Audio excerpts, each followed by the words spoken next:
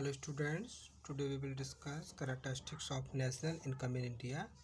आज हम भारत में राष्ट्रीय आय की विशेषताएं डिस्कस करेंगे। तो देखिए फर्स्ट कैरेक्टरिस्टिक्स है increase in net national product, शुद्ध राष्ट्रीय उत्पाद में वृद्धि।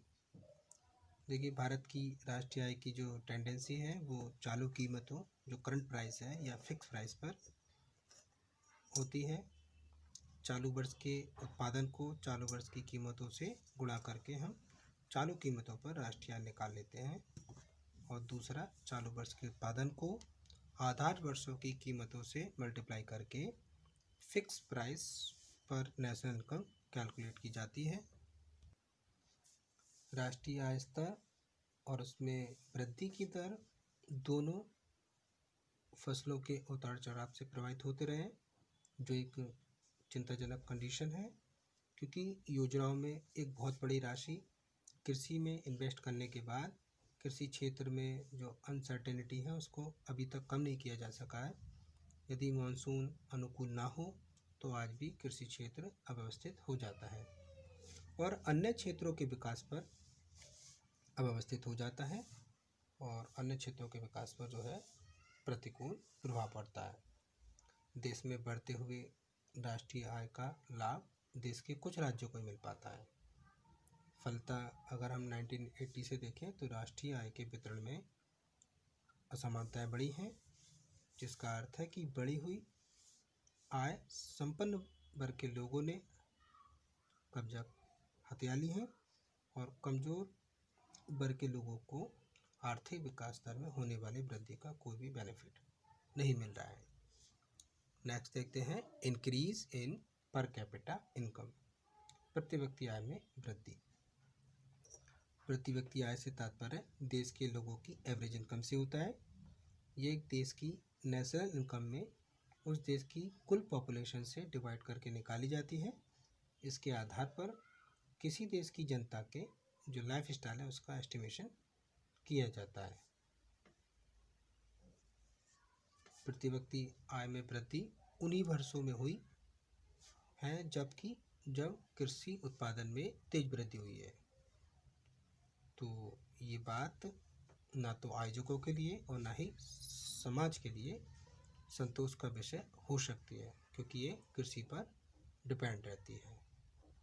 ऐसे ही नेक्स्ट है plan wise annual growth rate of national income and per capita income, राष्ट्रीय आय एवं प्रति व्यक्ति आय में योजनावार वार्षिक वृद्धि दर।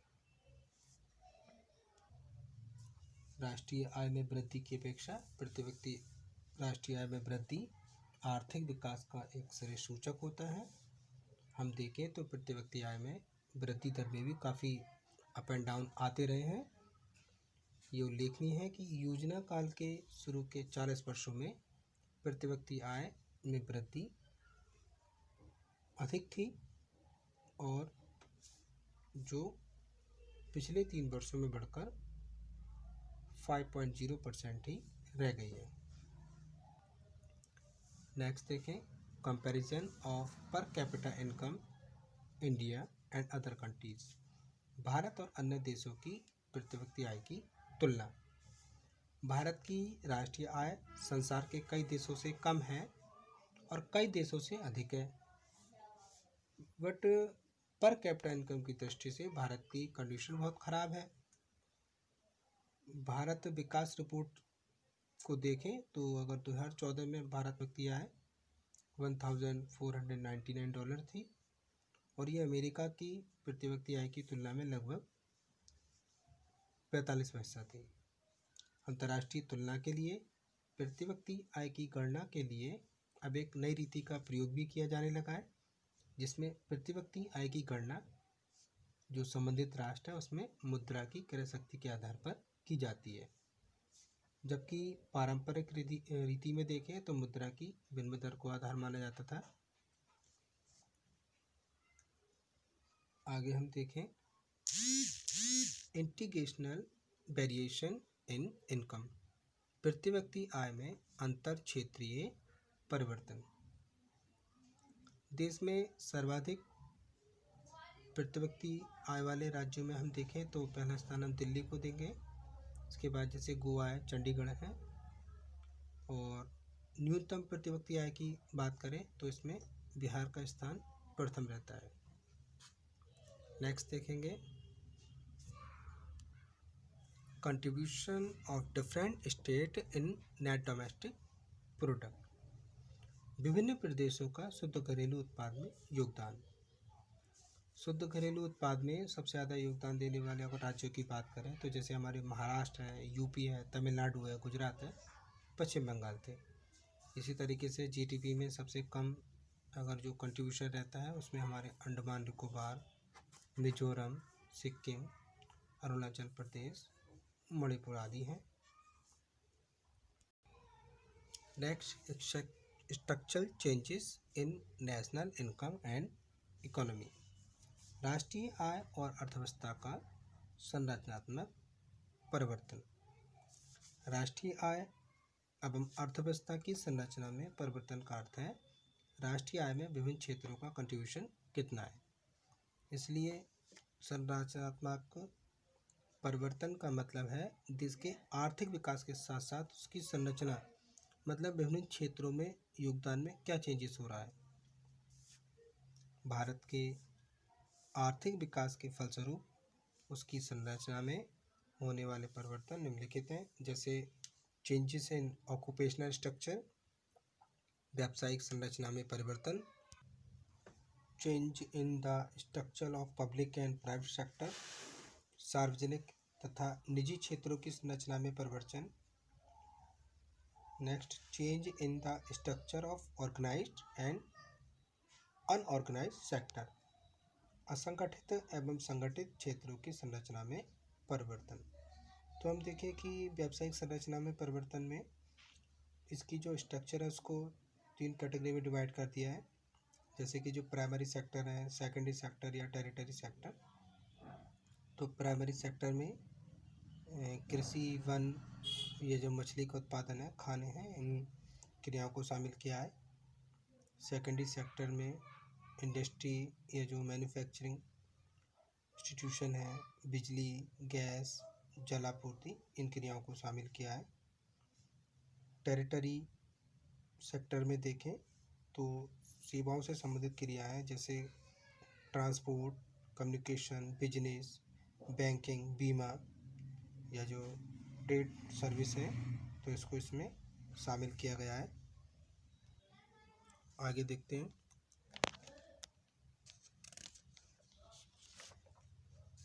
Suggestion to raise national income in India.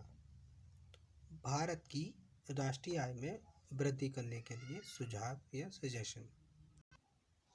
देखिए, हमारा भारत लंबे समय से विदेशी शासकों के हाथ में रहा, जिसके कारण आज हमारे देश का आर्थिक विकास पर्याप्त नहीं हो सका है और जो प्रतिव्यक्ति आय है वो कम ही रही है। क्योंकि जो ब्रिटिश शासक थे उनकी नीति बहुत स्वार्थपूर्ण थी। भारत से कच्चा माल खरीदना और ब्रिटेन से जो तैयार माल है उसको भारत में महंगे दामों पर बेचना, जिससे भारत में उद्योग का डेवलपमेंट ठीक से नहीं हो पाया। आर्थिक विकास में राजनीतिक स्थिरता का भी बहुत महत्व है, क्योंकि शासन सत्ता में स्थिरता रहने से विकास के लंबे अरसे से चलने वाली जो योजनाएं हैं वो क्रियान्वित की जा सकती हैं। लेकिन भारत में गरीबी और अशिक्षा के कारण लोग राजनीतिक अधिकारों के बारे में अधिक अवेयर नहीं रहे और जनता का विभिन्न राजनीतिक दलों में दीर्घकालीन विश्वास भी नहीं है।